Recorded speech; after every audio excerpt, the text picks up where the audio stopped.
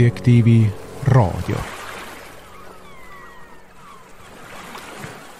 Tervist, head kuulajad nii Pereraadios kui ka meie portaalis objektiiv.ee.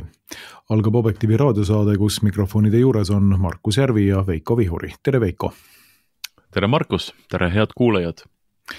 Tänases saates mõtiskleme süvitsi ühe teema üle, mida me mõnes varasemas raadiosaates oleme riivamisi juba käsitlenud, kumb on Eestile suuremaks ohuks.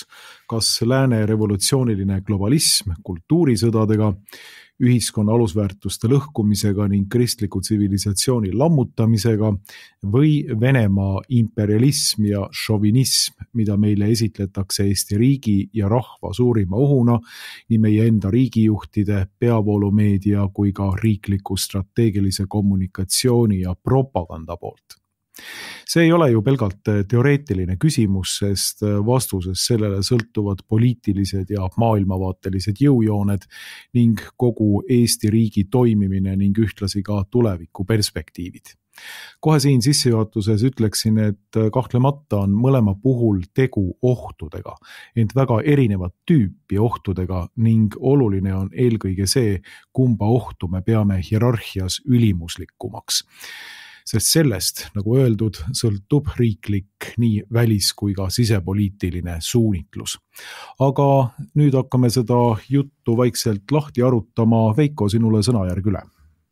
Mulle tundub ka, et mõlema puhul on tegemist väga olulise ohuga meie rahvuse püsimajäämisele.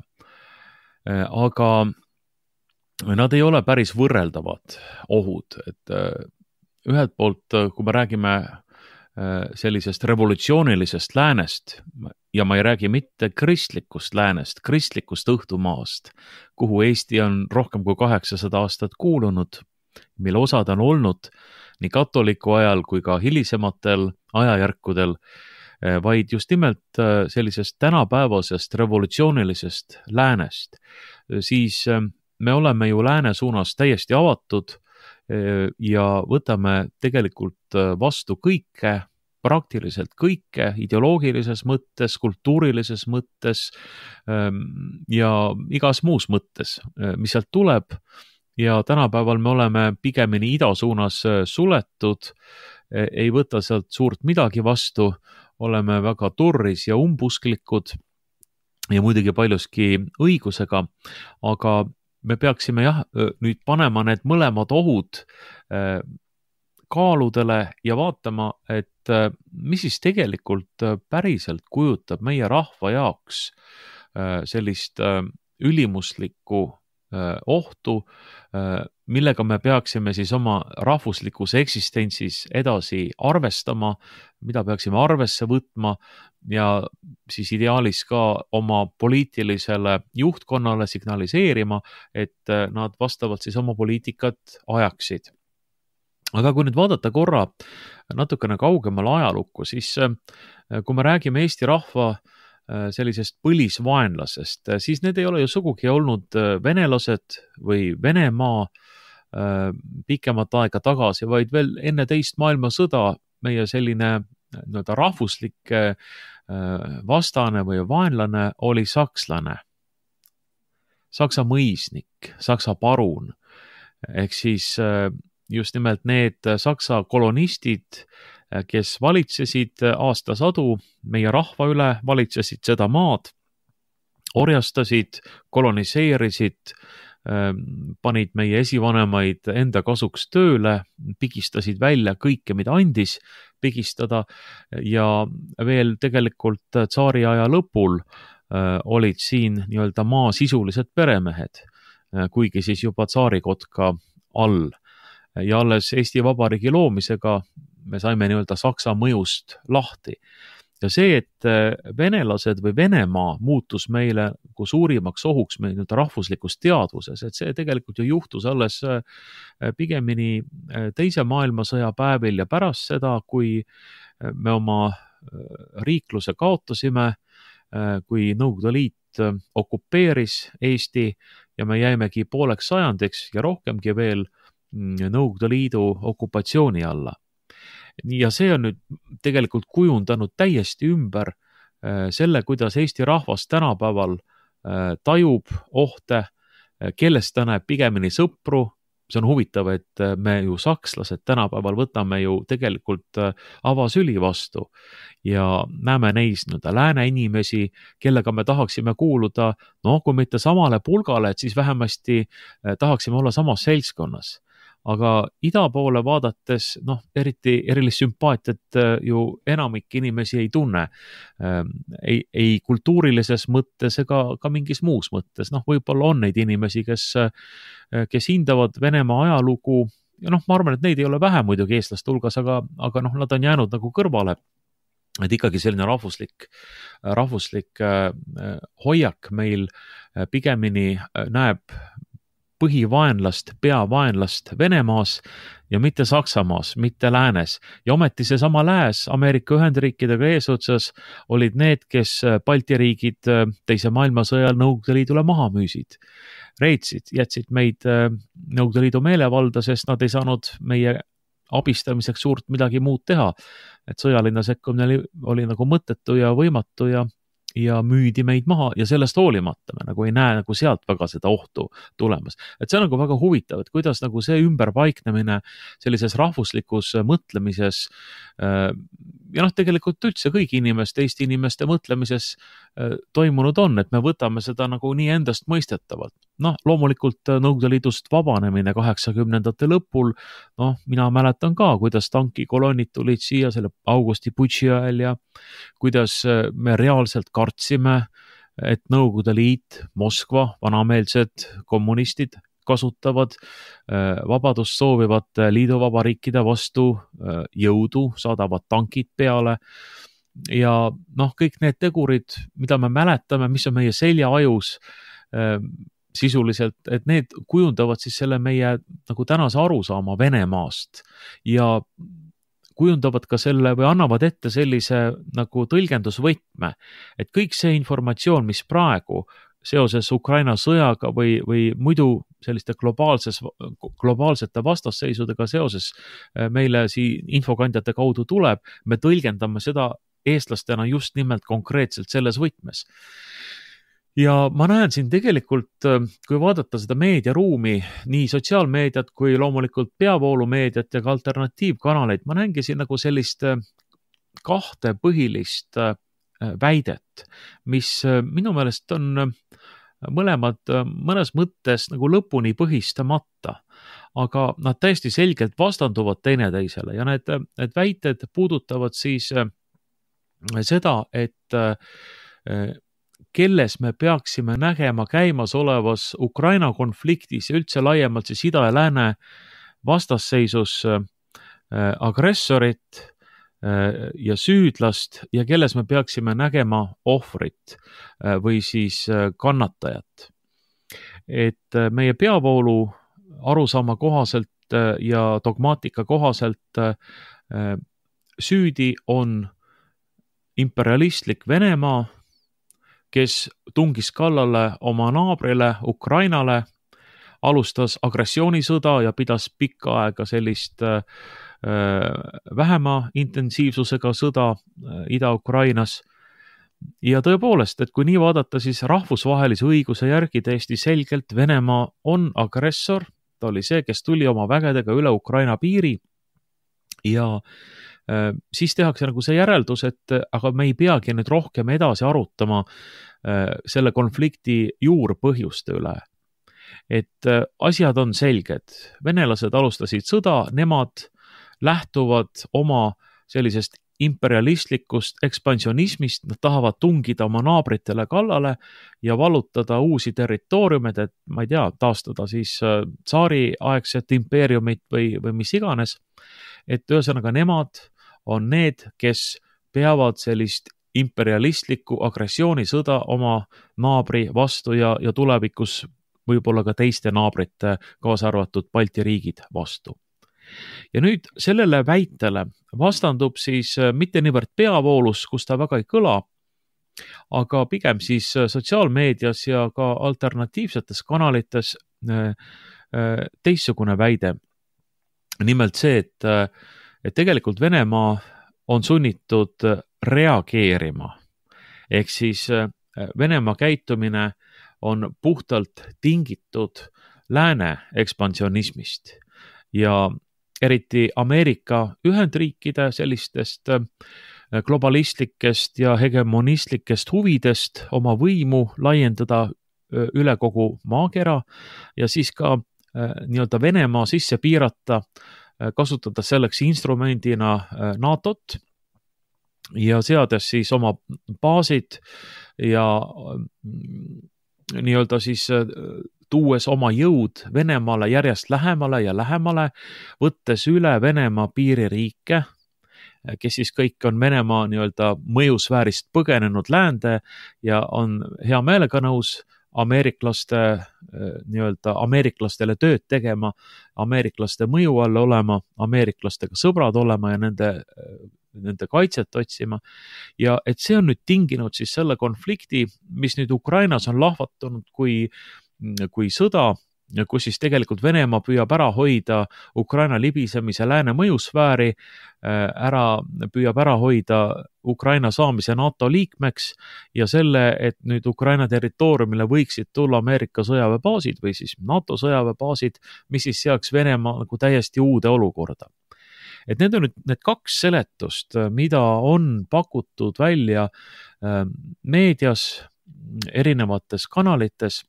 Ja ma arvan, et siin on tegelikult päris palju selle üle mõtlemist, et mina tegelikult ei saa võtta tõe pähe kumbagi väidet, kumbagi teooriat ilma nagu lähema analüüsita ja järele mõtlemiseta.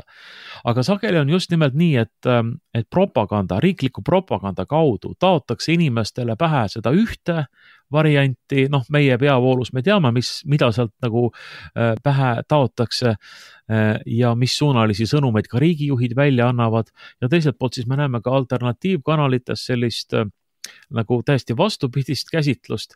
Tegelikult ma arvan, et oma tõemoment on loomulikult mõlemas olemas, aga me peame, kui me hakkame nüüd otsustama siin nii-öelda tavakodanikena ja tegema siis selle põhjal ka hiljem oma nii-öelda otsuseid, keda valida ennast esindama parlamenti, sest lõpuks see ju ikkagi suundub sinna, see läheb sinna välja, et keda sa valid, keda sa toetad, milliseid jõude sa toetad, millist poliitikat sa tahad näha, milline riiklik poliitika omab valijate laia enamuse toetust. Et see on sellepärast nagu hästi oluline täpsemalt ja lähemalt lahti arutada ja läbi mõelda, et mis on siis nagu ühe väite, ühe versiooni puudused ja mis on teise versiooni puudused. Ühe kohta ma ütleks niimoodi, et mulle tundub, et viimase 30 aasta jooksul me ei saa nagu väga kindlalt väita, et Venemaa on ära vallutanud mõne oma naaberriigi, et seda lihtsalt ei ole juhtunud, et kui oleks nagu puhtalt selline imperialistlik laienemissoov, et siis me ei ole seda näinud. Tõsi, mida me oleme näinud, on Venemaa sekkumine oma naabrite poliitikasse, ka sõjaliselt, Gruusia näiteks. Ja Ukraina ju on ka selles mõttes olnud sellise väga pika kestvusega konflikt, et see ei alanud ju sugugi mitte 3 aastat tagasi selle suurema sõjategevusega seal. Aga Ukraina jällegi mitmes mõttes hoopis eriline asi, see on hoopis teine küsimus ka Venemaa jaoks, kui näiteks Balti riikide või siis Kaukaasia riikide küsimus. Nii et sealt tuleks nagu see kriitiline küsimus vastuseks siis sellele teooriale. Ja nüüd, mis puudutab seda teist teooriat või teist väidet, et Venemaa nagu on hea oma olemuselt ja püüab ainult ennast kaitsta paha Ameerika Ühendriikide eest, et ka siin võib tegelikult esitada mitmeid kriitilisi küsimusi, et kui Venemaa nüüd näeks NATOs nii eksistentsiaalset ohtu, nagu nad ka ise väidavad, siis tegelikult me peaksime ka piiri taga hoopis teistsugust olukorda nägema väekoondiste mõttes, eks ole, et tegelikult paistab, et Venemaa juhtkond ei karda vähemasti mitte NATO vahetut sissetungi, et ta võib karta või ütleme, nad ei taha lasta ennast panna sellisesse positsiooni, kus nad võimaliku konflikti korral kaotajaks jäävad, aga tõenäoliselt nad NATO näol ei taju sellist vahetut ohtu. Aga ma annan sulle sõnajärje tagasi. Ja, need kaks väidet, ehk siis kas agressor on lääs või agressor on Venemaa, need viivad tegelikult ja viiksid väga pikale arutelu rajale. Ja ma arvan, et neid teemasid me võime ka siin saates kommenteerida. Võib-olla kõige lühidamalt ma kommenteeriksin seda nii, et vähemalt meil Eestis ja tegelikult ka laiemalt võib-olla siin sinu poolt mainitud sotsiaalmeedias ja alternatiivportaalides tegelikult paljuski on puudunud selline nüansirikas käsitlus ja see on asendunud sellise riikliku propagandaga või mingite propagandamustritega, mida inimestele peale surutakse ja taotakse. Ehk siis igasugune lihtsustamine tegelikult selles küsimuses on minu arvates problemaatiline ja mina täpselt samamoodi ei osta ära seda nii-öelda ühte liini, et kas üks või teine, et siin tuleb näha tegelikult nüansse mõlemal pool, aga kõige hukatuslikum minu arvates on kahtlemata see, et üks väike riik nagu Eesti omandab igasuguse nüansi puudulikkuse selles küsimuses, taob ühte konkreetset narratiivi ja kõiki neid, kes seda narratiivi ei tao, sõimab veel Putini ja Kremli käsilasteks. Et see on tegelikult ühe väikeriigi sise- ja välispoliitika puhul võib-olla kõige halvem lahendus üldse. Ja selles mõttes avamine ennast nüansirohkele arutelule selles küsimuses oleks vägagi vajalik Eestis. Aga kui rääkida nagu kõige üldisemalt, siis minule tundub, et me peaksime omandama sellise fenomenoloogilise perspektiivi, kui me vaatame nüüd siin Eesti riiki, Eesti rahva praegust olukorda. Vaatame, kuhu me oleme välja jõudnud oma 33 aastaga iseseisvusaastaga siin. Ja mis pilt meile tegelikult siin vastu vaatab. Eks see fenomenoloogiline perspektiiv on selline, mis pakub meile nagu faktipõhise pinna, kust üleüldse arutelu võiks välja tulla. Ja minule küll tundub, et me oleme ise 33 aasta, 34 aastaga jõudnud välja olukorda, kus me lihtsalt sureme rahvana välja. Me oleme seda tegelikult nii moraalsel tasandil, meil tegelikult puuduvad igasugused moraalsed orientiirid ja ideaalid, me ei tunnista neid eelnevate põlvkondade moraalseid orientiire ja ideaale enam enda omana, me oleme omaks võtnud teised orientiirid, teise moraali, mis on paljuski vastupidine nendele ideaalidele, mida meie eelnevad sugupõlved omaks tunnistasid kristliku kultuuri näol, perekonnakesksuse näol, abielu truuduse näol, kõikide aususe ja mittevaletamise ja igasuguste teiste moraalsete ideaalide näol. Et me oleme omaks võtnud teistsuguse käsitluse, selle vastandi teatavas mõttes. Ja loomulikult me sureme välja ju demograafiliselt. Meil sünnib lapsi praegu vähem kui kunagi Eesti demograafia mõõtmisajaloo jooksul on seda juhtunud.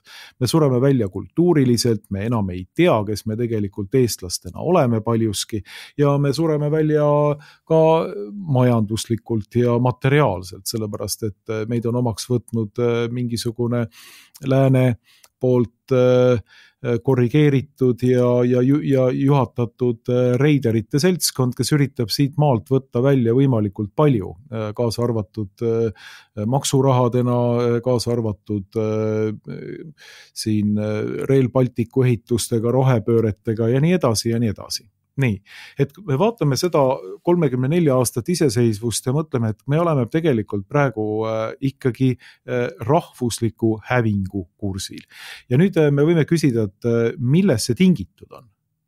Ja kui paneme nüüd sellesse dihotoomiasse, mida me siin rääkinud oleme, kas lääs või Venemaa, siis me võime esimesena ju vaadata otsa ei mitte kellegile teisele kui iseendale. Me peaksime asetama peegli enda ette ja ütlema seda, et me oleme ju teinud seda ise. me oleme ise sellega hakkama saanud. Ja kui me nüüd tõepoolest ütleme seda, et kas kõikides nendes kategooriates, kus Eesti on praegu hävingu teel, kaasa arvatud demograafiliselt, meil ei sünni lapsi, kas ja milline on selles asjas Venemaa roll, siis Venemaa roll on selles ju täiesti olematu. Venemaal puudub põhimõtteliselt 34 aasta jooksul igasugune roll selles, et me oleme jõudnud praegu sellesse olukorda, nagu me oleme. Me oleme teinud seda ise, omaks võttes eelkõige lääne revolutsioonilised väärtused ja moraalrelativismi. Ja siin minu arvates tulebki välja see minu arvates meie saate üks selliseid fokaal- või keskseid punkte, et me oleme seda teinud ise ja me oleme omaks võtnud revolutsioonilise maailmapildi. Aga kui me võtame omaks revolutsioonilise maailmapildi, millega me hävitame ära ühiskonna alustalad, moraalsed ideaalid, perekonna kesksuse, ustavuse oma perekonnale, oma abikaasale, meie perekonna struktuur on hävinud, seda tehakse edasi ka veel, nüüd on hävitatud ka abielu ideaal või abielu mõiste üleüldse seadustes, nii et sellega on samasse patta pandud asjad, mis ei seondu üleüldse abieluga. Siis me saame aru, et tegelikult selle tervikprintsiibi, selle revolutsiooni omaksvõtt ei ole mitte midagi muud kui teatavas mõttes selline rahva enesetapuprogramm. Rahvas hävitab ennast ise, võttes vastu revolutsioonilise moraalikoodeksi, võttes vastu ennast hävitava sellise programmi, millega ta põhimõtteliselt ei ole võimeline ei moraalselt, vaimselt ega ka füüsiliselt ennast enam taas looma. Ja revolutsioon ongi teatavas mõttes rahva enesetapu programm. Ja kui me nüüd tuleme tagasi selle küsimuse juurde, siis ma ikka jälle toonitan, et 34 aasta jooksul Venemaa roll selles enesetapu programmis on olnud minimaalne. Kui üldse saab seal mingitki rolli näha. Et mina olen ka sellise, kuidas siis öelda, vasturevolutsioonilise liikumise juures olnud siin Eestis, seda osaliselt vedades varsti juba pea 15 aastat, üle 10 vähemalt küll.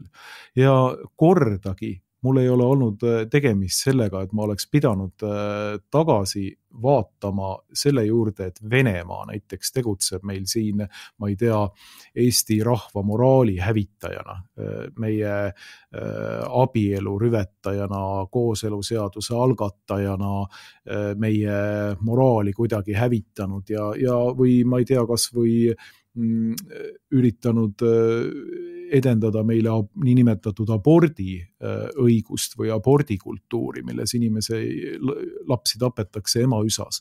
Et seda me ei ole ju näinud. Tegelikult me ei ole näinud. Me peame lihtsalt puhtalt vaatama asjade praegust seisu. Nii. Ja kõik, kus see tuleb ainult lääne revolutsioonilisest globalismist, mille me oleme rahvana tegelikult omaks võtnud, mille oleme võtnud oma teiseks loomuseks, mida me peame euroopalikeks väärtusteks, mida meie poliitilised nii-öelda liberalistlikud või liberaalsed liidrid üritavad meile maha müüa euroopalike väärtustena. See on see programm, mis tegelikult on eestlastele, Eesti rahvale osutunud täiesti hävitavaks programmiks ja seda mitte lihtsalt juhuslikult. Loomulikult see ei ole mitte ainult Eesti rahvale hävitav programm, vaid see programm on kõikidele rahvastele hävitav programm, kus iganes see programm ka vastu võetakse ja kus seda implementeeritakse. Me näeme täpselt samasuguseid arenguid Ühendkuningriigis, Saksamaal, me näeme seda Itaalias, me näeme kogu Euroopas neid samasuguseid arenguid või taandarenguid, kui täpne olla. Nii et seda programmi omaks võttes on kõik rahvad teatavas mõttes võtnud asunud ennast hävitama selle enesetapuprogrammi raames. Ja eestlased ei ole siin mingisugune erand. Kui me oleme selle kultuuri vastu võtnud endasse, peame seda omaenda kultuuriks või peame seda ideaaliks, millest lähtuda, mille peamiseks selliseks juurpõhjuseks on loomulikult hedonism, siis see toob kaasa endaga rahvuse hävingu. Ja muidugi tasub kohe kommenteerida siin, et Venemaa tegelikult ju seisab täpselt samade probleemide ees, et Venemaa on samamoodi sellest samast revolutsioonilisest vaimust nakatatud ja samamoodi maadleb nende samade probleemide kütkeis. Olgu siis näiteks ka rahva taastootmine, perekonnakesksus ja nii edasi. Need probleemid seal selle revolutsioonilise ideoloogiaga ei ole hetkekski paremad kui siin läänes. Kuigi jah, riiklik süsteem üritab seda kuidagi seal ohjes pidada ja vähemalt siin sellist läänelikku homopropagandat ja muud loomulikult seal ei salli, aga need perekonna lagunemise märgid ja ühiskonna lagunemise märgid on seal täpselt samasugused. Kuigi neid üritatakse, toonitan seal peatada, et helgemad pead on seal aru saanud, et see viib riikide kokkukukkumise, tsivilisatsioonide kokkukukkumiseni. Nii et kui me räägime praegusest olukorrast, siis me peame olema võimelised analüüsima seda revolutsiooni mõju meie taasiseseisvumisperioodil ja mina hindan seda nüüd selle repliigi lõpetuseks kordades ohtlikumaks, kordades korrosiivsemaks, kordades hävituslikumaks Eesti rahvale kui Venemaa mõju, olgu see siis isegi võimaliku imperialismi või šovinismi kaudu Eestile. Ja ma arvan, et me peaksime asetama meie rahva ette küsimuse, kes või mis on meie rahva, meie rahvuse ja eksistentsi jaoks kõige suurem oht ja kõige suurem vaenlane. Igaüks meist peaks selle küsimuse endale esitama ja natuke mõtlema selle üle. Kui see oleks nüüd selline Aktuaalse Kaamera küsimus inimestele tänaval või ükskõik millise teise kanali reporteri küsimus inimestele tänaval, siis ma kujutan ette, et sealt hakkaksid tulema vastused, et Putin, no muidugi Putin, Venemaa, Kreml, et see on nagunii meie nagu ma ütlesin enne, seljaajus juba, et see tuleb juba mitte ratsionaalselt mõeldes, vaid see tuleb sellise impulsina ja jõuab huultele ja rohkem edasi ei mõeldagi selle peale.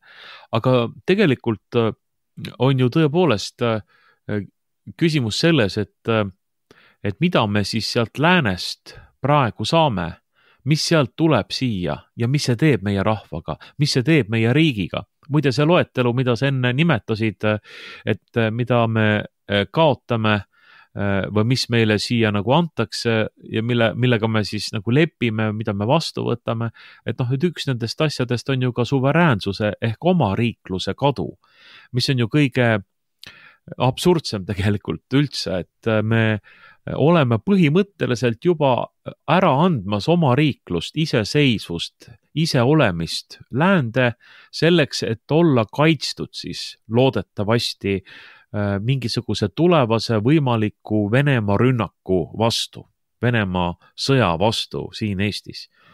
Ja viimasel ajal eriti, nüüd kui on hakatud Ukrainas rääkima rahu tegemisest, vähemasti Donald Trump, Ühendriikide president, üritab seda teha seal mingil viisil, et siis on nagu läinud Euroopas paanika lahti, et nii ikka ei saa, et see sõda peab ikka jätkuma ja Venemaa tuleb ikka nüüd põlvili suruda seal ja see on siis ka nagu meil toonud esile need hääled meedias. Ma arvan, et see oli Eesti Päevalehe üks juhtkiri, mis nõudis kiiret Euroopa Liidu föderaliseerumist, et ka kaitsevaldkonnas anda iseotsustamisõigus ära Brüsselile. Ühesõnaga, me oleme juba praktiliselt kõik muud valdkonnad juba eelnevatel aastakümnetel ära andnud. Ei otsusta õieti enam mitte millegi üle, vaid võtame vastu neid eurodirektiive ja täidame neid siin sellise tuima järjekindluse ja veel suurema agaruse ja veel suurema ogarusega. Ja nüüd siis, eks ole, tulevad meedias esile hääled, et ei, me peame ka kaitseküsimused, me peame üldse oma riigi ära andma, olema Euroopa Ühendriikide osa. Ehk siis tegelikult on nagu traagiline see, et selliste ettepanekute ja selliste mõtete väljakäimise juures inimesed enam isegi ei adu, et see on ju põhimõtteliselt riigi reetmine. Kui keegi ütleks, et me peaksime Venemaaga hästi läbi saama ja pigemini olema Venemaaga sõbrad, mis siis arvata, mis reaktsioonid meedias ja avalikkuses järgnevad?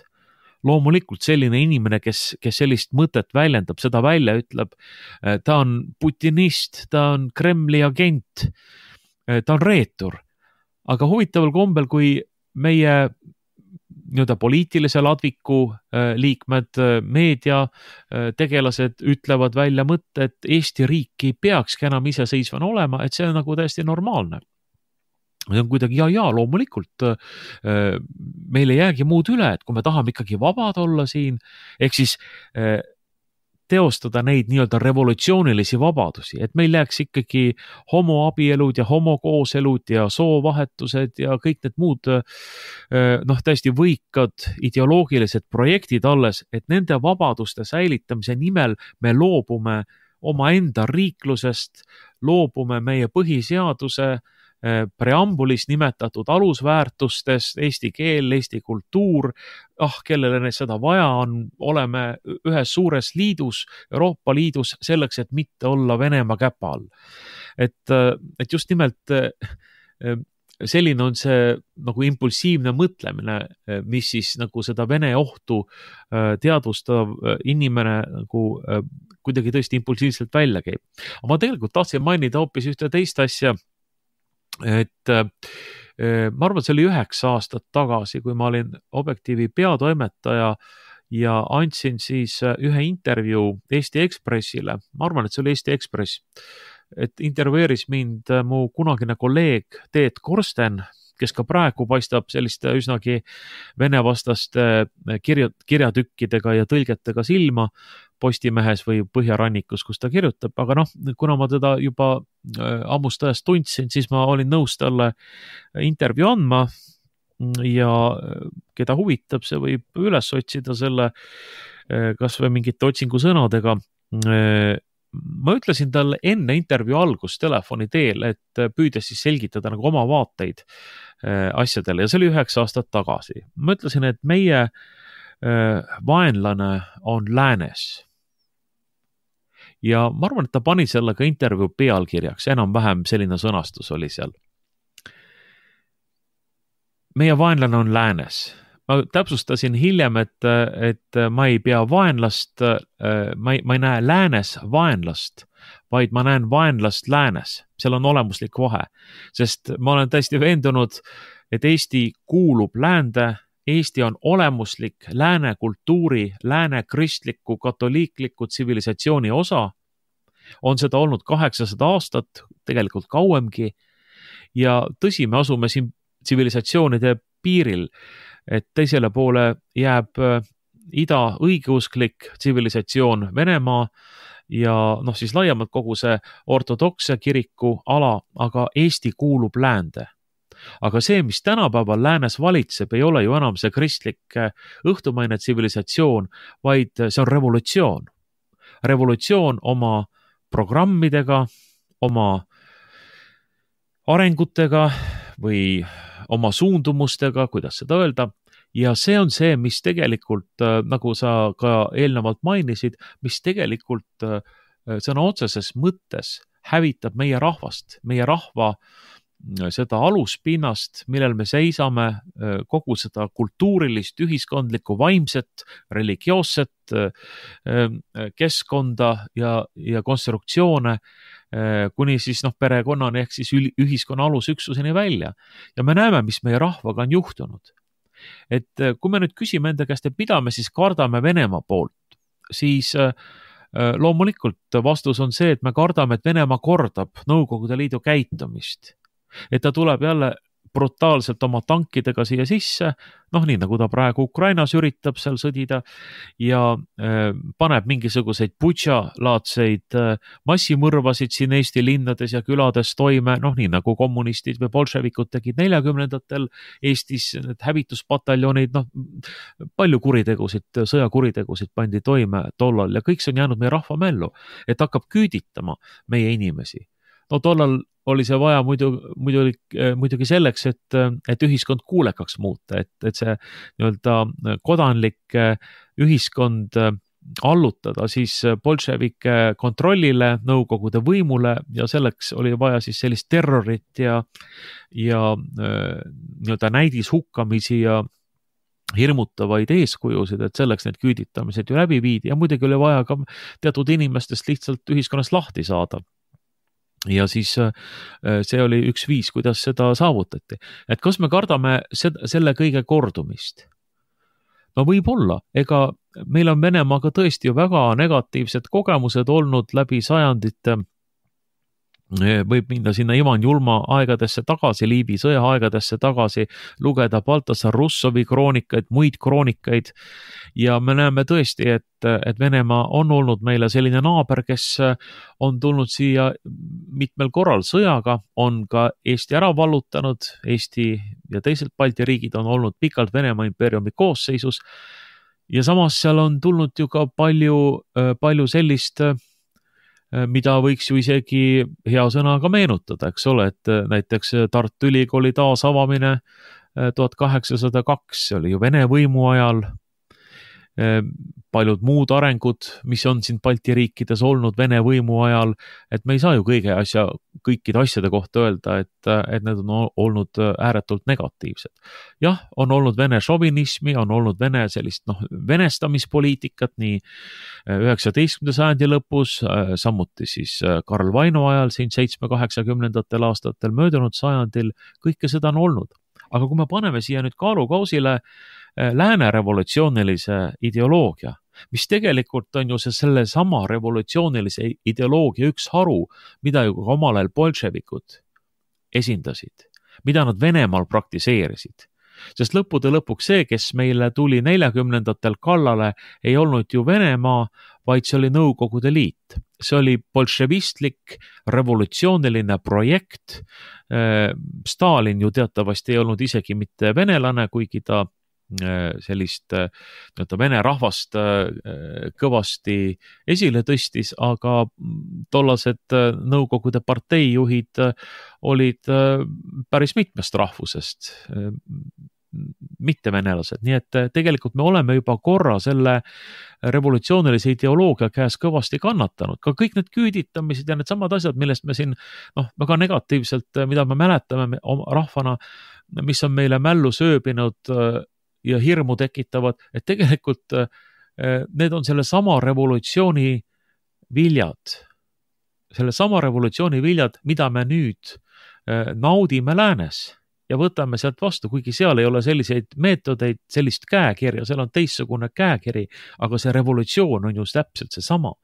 Et mind nagu tõesti teeb nõutuks ja kurvaks see, et me rahvana otsime varjupaika siis nagu ühe revolutsiooni suuna eest, mida siis ka Venemaa tänasel kujul ju enam selliselt ei esinda, siis teises sellises revolutsioonilises suunas, võttes seda siis avasüli, avakäsi vastu ja mis nüüd globalistidel, kes siis tegelikult tõepoolest näevad Venemaas oma põhivaenlast, ju on selles mõttes ju õnnestunud ka meie rahvale ilusasti maha müüa, et nad on ju kuulutanud oma revolutsiooni progressiks, valguseks edasiminekuks, arenguks, tsiviliseeritud maailmaks ja siis tambivad seda rahvuslust ja kitsarinnalisust, nagu nad ütlevad ja kõike seda, mida nad siis nii-öelda rahvusriikidega seostavad ja nad panevad ju ka Venemaa sinna samasse patta ja tegelikult selles olukorras siis eestlane, ütleme keskmine, selline hüpoteetiline keskmine eestlane, teeb oma peas sellise tehte, et loomulikult see, mida need lääne tähtsad mõtlejad ja lääne tähtsad poliitikud, revolutsionäärid meile pakuvad, et see on ikkagi kordades parem kui see jama, mis sealt ida poolt tulla saab, et loomulikult me võtame kõik sealt vastu selleks, et siis nagu kas või tsivilisatsiooniliselt olla paremad oma idanaabrist, kuigi tsivilisatsiooniliselt see just meid kui rahvust, meid kui riiki, meid kui rahvast hävitabki. Ja see on tegelikult minu meelest selle loo juures, selle jutu juures, selle teema juures kõige kurvem aspekt üldse. Et jah, meie geopoliitiline asukoht siin maamunal ei ole muutunud, ei saagi muutuda. Me oleme endiselt ida ja lääne vahel, me peame kuidagi oma naabritega läbi saama, erinevate võimukeskustega läbi saama, aga me peame nagu ka rahvana ära tundma need eksistentsiaalsed ohud endale ja teadvustama, et mida meil on karta ja mis on siis ühe või teise suuna valiku tagajärjed või siis isegi kui mitte me ei vali ühe või teise vahel, vaid et mis ohud võivad kaasneda sellega, kui me teeme mingisuguseid ka poliitilisi käike näiteks. No mis mind on pannud mõtlema ongi see, et kui ma näen, et väga paljud rahvuslased on teatavas mõttes valmis heaks kiitma revolutsiooni ja globalismi isegi selle eesmärgiga, et pääseda Venemaa alt.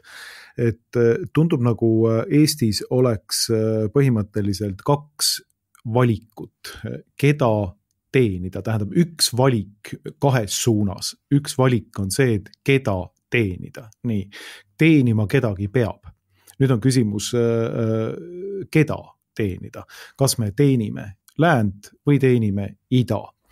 Ja põhimõtteliselt see on kogu sellise poliitilise diskussiooni, välispoliitilise mõtlemise aluseks. See on aga midagi, mis mind väga tõsiselt morjendab ja ma olen korduvalt seda ka välja öelnud erinevates saadetes, erinevates formaatides, et tegelikult peaks olema ju iseseisval rahval hoopis tükis teine tee. Et teine tee on see, et sa üritad säilitada ükskõik, mis maksab iseseisvuse, mõelda iseseisvalt ja olla eelkõige iseseisev.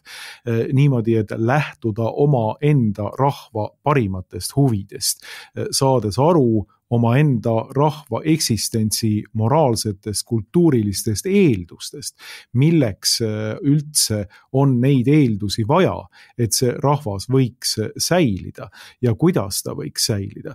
Et kui neid elementaarseid asju pole omale selgeks tehtud ja on põhimõtteliselt võetud selline nagu moonaka mentaliteet või selline popsi mentaliteet, et kedagi on vaja teenida, kas mõisahärrat või seda rikkamat talunikku või mingisugust, ütleme niimoodi, et need kaks aspekti on need, et kedagi on vaja teenida, siis me tegelikult ei ole välja saanud ju veel elementaarsest sellisest orjameelsuse baasdihhotoomiast. Et tegelikult võib küsida, et kas meil üleüldse oleme valmis iseseisva riigi pidamiseks ja mulle tundub, et olukorras, kus me peale 34 aastat iseseisvust oleme rahvana välja suremas, on tekkinud küll küsimus, et me tegelikult vist ei ole valmis iseseisva riigi pidamiseks või ei ole piisavalt palju neid inimesi, kes tegelikult oleks mentaalselt selleks valmis jõudnud riigi etteotsa, et seda kurssi seal edendada. Aga olukord, kus ka rahvuslased alluvad sellele dihhotoomiale, öeldes, et jah, et kuna nad asetavad Venemaa sellel ohtude hierarhia süsteemis kõige kõrgemale kohale, siis on nad valmis põhimõtteliselt teenima läänt, et väidetavalt lääs siis kaitseb neid Venemaa vastu. sa juba mainisid seda ja me oleme korduvalt maininud, et lääs on ju Eestit korduvalt ka reetnud.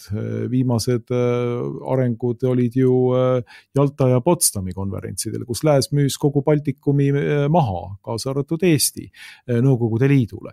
Nii et see olukord, et lääs meile kindlasti appi tuleb, see eeldus ei pruugi üleüldse vastata tõele ja ma arvan, et see tegelikult ei vastagi tõele. Et see on lihtsalt selline rumal poliitiline ja pigem ka sisepoliitiline malakas, mida meile siin vibutatakse igast otsast, eelkõige Eesti ära kaaperdanud liberalistliku asevalitsejate süsteemi poolt. Aga see olukord, jah, see on valus, et ka rahvuslikud jõud tegelikult mõtlevad selles samas teenimise dihhotoomias, et me peame teenima kedagi ja kuna me ei taha Venemaa alla minna, siis me põhimõtteliselt oleme valmis ka alla neelama ja heaks kiitma lääne revolutsiooni ja globalismi. Tõsi, küll natukene kuidas öelda, vastu hakates, tõsi, natukene niimoodi valugrimasse näost tehes, aga midagi pole teha. Need on ikkagi lääne väärtused ja neid tuleb vastu võtta. Ja see on hukatuslik, absoluutselt hukatuslik samm, mida igasugune rahvuslane, igasugune iseseisvuslane ei saa heaks kiita. Ja iseseisvuse ideaalist lähtuv riigimees peakski lähtuma sellest, et me peame aru saama rahva elamise eeldustest ja tegema kõik selleks, et ka moraalsel, kultuurilisel pinnal edendada neid elulisi eeldusi, millele rahva eksistents rajaneb ja mis omakorda toidavad seda vabaduse jänu, vabaduse iha omakorda toidavad neid inimesi, kes oleks valmis võtma vastutust iseseisva riigi juhtkonnas ja omakorda toidavad ideaali, et üks riik peab olema iseseisev. Et kui me sellest baasdihhotoomiast lähtume, siis tegelikult ei ole üldse mingisugust lahendust Eesti Vabariigile ja paratamatult me langeme kas ühe või teise nii-öelda suurvõimu alla. Et see on minu jaoks see, mis on selle nüansi rohkuse eitamise taga, et iseseisev poliitik, iseseisev riigimees peab lähtuma nüansirohkest maailmapildist, aga raudpoldina selles nüansirikkuses peab olema sees iseseisvuse ideaal. See peab olema muutumatu, see peab olema võõrandumatu, aga seal ümber võivad olla huvitavad nägemused ja me peame läbi saama Venemaaga ja me peame taastama diplomaatilised suhted Venemaaga. Kas Eestile on oluline see, et me täidame lääne rohepöörde ettekirjutusi, hävitame ära oma kodumaise energiatoodangu rohepöörde ideoloogia nimel? Või on oluline see, et me loome siin tõsiselt hea majanduskeskkonna oma enda ettevõtetele eelkõige, toodame odavat energiat, odavat elektrienergiat meie põlevkivist, kui vaja, siis oleme heades majanduslikes suhetes Venemaaga, ka heades diplomaatilistes suhetes Venemaaga, pidevalt kogu aeg rõhutades ka nendes suhetes seda, et meie peamine eesmärk on jääda iseseisvaks riigiks ja me teeme kõik selleks, et seda ideaali kaitsta. Või me oleme tõepoolest valmis võtma omaks kogu selle hukatusliku, nii revolutsioonilise, vaimse kui ka majandusliku paketi läänest, toetudes millele? Toetudes põhimõtteliselt sellisele peaaegu et Damoklese mõõka kandvale niidikesele, et võib-olla, kui me oleme tublid, võib-olla, kui me teeme kõik, mida meilt nõutakse, siis tulevad inimesed meile appi. No nüüd on juba jõutud sinnamaani välja, et Eesti välispoliitikas on ka ametlikult siis toodud välja, et meie peamised turvagarantiid peaksid olema Eesti strateegilised maavarad, mis põhiseaduse järgi kuuluvad Eesti rahvale. Et need me peame tegelikult loovutama meie peamistele turvagarantidele, eelkõige Ameerika Ühendriikidele, et nendel oleks mingigi huvi kaitsta meid, kui siia peaks tulema siis Venemaa agressioon. Aga see on ju täiesti vastand sellele, mida on pikka aega räägitud, et meil on NATO artikkel 5 ja puhtalt printsiibist kaitstakse meid, vabandust, kuidas me nüüd sellise printsiibini oleme jõudnud, et me peame hakkama loovutama oma enda strateegilisi maavarasid selleks, et meid üleüldse hakataks kaitsma. Meid kaitsevad homoabielud. Täpselt. Meie püha reliikvia. Seda sama juttu on rääkinud meile ka kunagine president Toomas Hendrik Ilves, kes enam-vähem täpselt niimoodi rääkiski, et kooseluseadus tuleb aksepteerida, sellepärast muidu ei tule meid kaitsma mitte keegi. Ja eks siis meie tänane eliit on niivõrd kaugel iseseisvuse ideaalist, ja kasutab seda Venemaa malakat niivõrd küüniliselt ja omakasupüüdlikult sisepoliitiliste vastaste aadressil, et tegelikult see Venemaa malakas võrreldes sellega, mida me reaalselt näeme, kuidas Venemaa on Eestit rünnanud, ehk teiste sõnadega viimase 34 aasta jooksul tegelikult ju ei ole, siis muutub see täiesti hüpoteetiliseks ja mingisuguseks selliseks kaugeks ohuks, mida vaat et peaaegu ei saa enam tõsiselt võtta, kui lähtuda sellest propagandast. Kui me aga lähtume tõepoolest sellest, et me vaatame ajaloolist perspektiivi ja vaatame, et mida võiks tulla realistlikult, siis me peame tunnistama, et see oht on seal mingil määral olemas, aga meie töö on seda ohtu võimalikult palju maandada.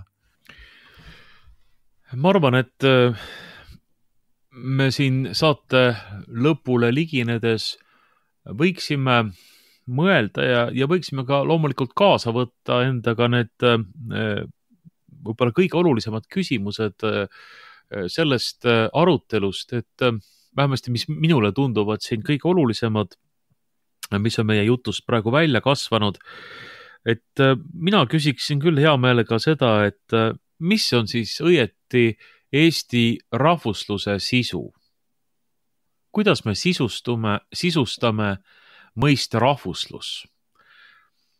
Kas see on nüüd siis puhtalt selline Vene vastasus ja nende tegevuste harrastamine, mis kõige rohkem seda Vene vastasust väljendavad, või peaks olema midagi positiivset selles mõttes, et me räägime ja teeme ja loomulikult ennekõike teeme midagi oma rahvuse püsimise heaks ja jaoks.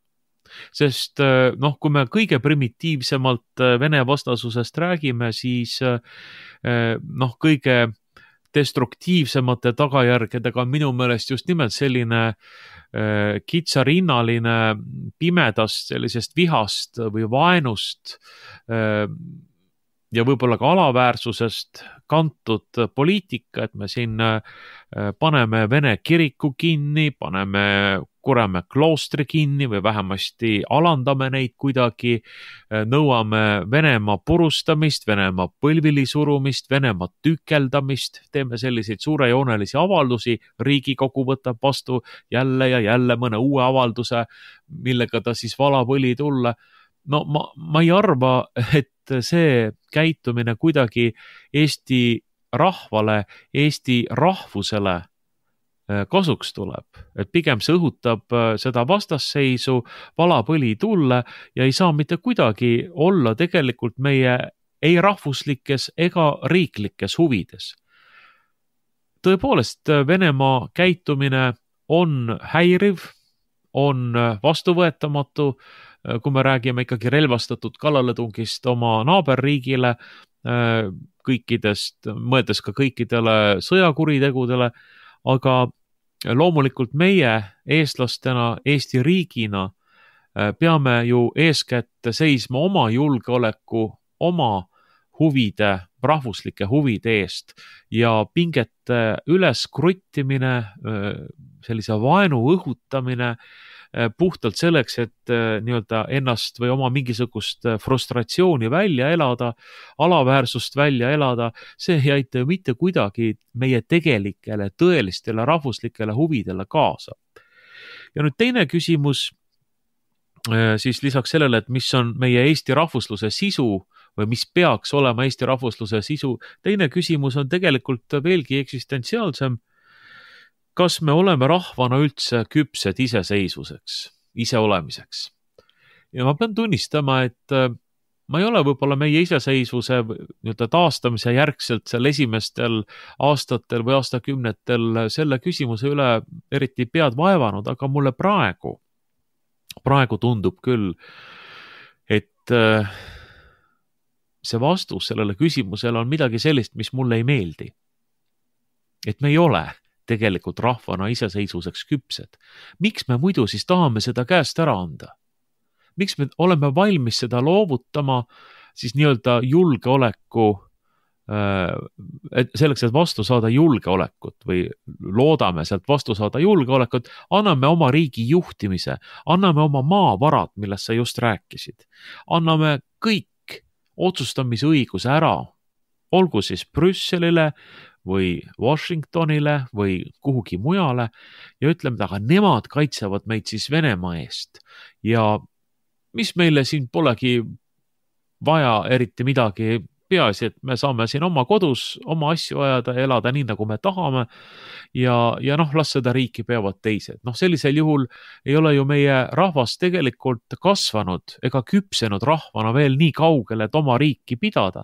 Ja siis on minu meelest ka täiesti selge, et nii nagu looduses nii-öelda haige või mingisuguse puudusega loom süüakse varsti ära kellegi tugevama ja suurema poolt, see on loodusseadus, et täpselt samamoodi läheb ka meie rahvaga, et kui me ei suuda ise seda riiki pidada, kui me ei tahagi seda riiki pidada, ei ole küpsed selleks, siis sellisel juhul me selle riigiga uuesti ükskord kaotame. Annaks Jumal, et seda ei juhtu, aga kui me Jumalaga välja vihastame nende otsustega, mida siin see praegune parlamendi koosseis on teinud, just eriti abielu ja muudeski moraali küsimustes, siis me lükkame ju ka selle kaitsva käe, taevase käe enda kohalt minemas. Meil ei ole seda vaja, me ise teame kõige paremini, kuidas elada. Nii et ma arvan, et meil on vaja mõelda nende küsimuste üle, et mida me siis rahvana siin taotleme, mis peaks olema meie rahvusluse sisu ja mis peaks olema või kas me rahvana oleme tegelikult oma riigi pidamiseks valmis ja mida me peame tegema selleks, et valmis olla, kuidas me võiksime kasvada ja küpseda selles, et me oleksime valmis seda riiki edasi pidama, edasi andma, edasi kandma.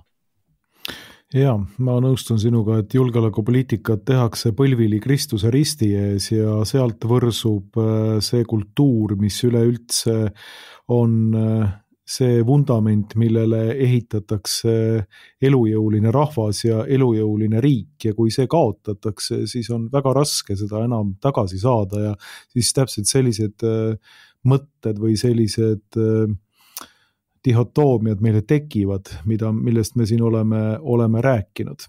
Aga see saade on nüüd küll selline, et mulle tundub, et hea meelega paneks teise samasuguse veel otsa ja räägiks veel pikalt, aga nii nagu siin maailmas kontingentsuse seaduse alusel kõik toimib, kõik mis algab, see ka kunagi lõpeb, nii ka meie tänane saade, et ma tänan sind, Veiko, nende mõtete ja selle mõttevahetuse eest. Aitäh kutsumast! Selline oli seekordne Objektiivi raadiosaade mikrofonide juures, nagu tavaliselt olid Markus Järvi ja Veiko Vihuri ja nendel või teistel teemadel mõtiskleme edasi ka järgnevates Objektiivi raadiosaadetes. Kõike head ja kuulmiseni!